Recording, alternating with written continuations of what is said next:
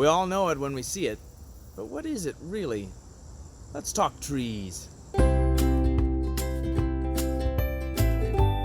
Hi everybody, it's Dan Hodges with you from the Johnny Appleseed Park District. Thanks for joining me. We're talking about trees this week for virtual day camp, and I thought I'd start with a pretty simple question. Or is it simple? What is a tree? We all know trees when we see them. It's pretty self-explanatory, but when you get down to the actual definition, it's actually a little bit more complex. You see, tree, as a definition, isn't really a group of related plants. Rather, it's a variety of plants from different unrelated groups that have all kind of adapted the same lifestyle, basically. For example, oaks and beeches are pretty well closely related, whereas hackberry is more closely related to cannabis, and both of those groups are far more closely related to roses than they are to conifers like pine or spruce. Usually the definition for tree kind of revolves around the trunk, a single erect stem growing to an appropriate height, maybe 15 feet or so, a perennial plant. And under this fairly loose definition, you can include things like bamboo, which is a type of grass, or palm, or banana. Even certain types of ferns can exhibit that tree-like behavior. A more strict definition would include capable of diameter growth, which means the tree trunk, the stems get wider as they get older. And that's kind of generally where I think of it. A main dominant stem growing more than 15 feet, capable of diameter growth. But there's generally agreed on species of plants that we think of as trees. There's over 100 different types right here in Ohio. We've got a lot here right in the woods at Johnny Appleseed.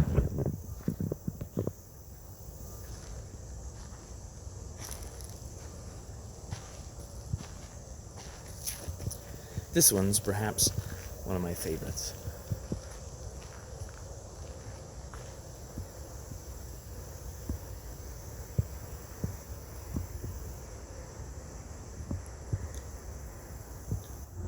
In order to get kind of an idea of how a tree works, I thought we'd take a little bit closer look.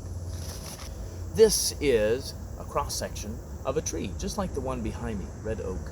And if you take a look here, you'll notice the tree's made up of a lot of different layers here, starting from the outside. This is, of course, bark. This is all kind of dead material flaking off. The purpose of this is just to protect what's on the inside of the tree. Next is a small layer called phloem, also called the inner bark. And this is a living tissue that is involved in the active transport of nutrients, sugars and other substances going up and down the tree, from the leaves to the stems and the branches, the roots, etc. There's a thin layer of single cells all the way around called the cambium that's producing new cells on the outside, the phloem cells, and then on the inside every year. The cells on the inside are called xylem, and those actually aren't living anymore. This first section of xylem is often called sapwood because it's involved with the passive transportation of water up the tree. And then the inner section called the heartwood doesn't really need to move water anymore, so it's there basically to support the tree. You can get a good idea when you get a closer look. This is the stem of an ash tree, and you can see all that green. That's the living layers of the tree, the cambium and the phloem layer. All the white on the inside is xylem tissue, still used in transportation, but it's not really even living anymore.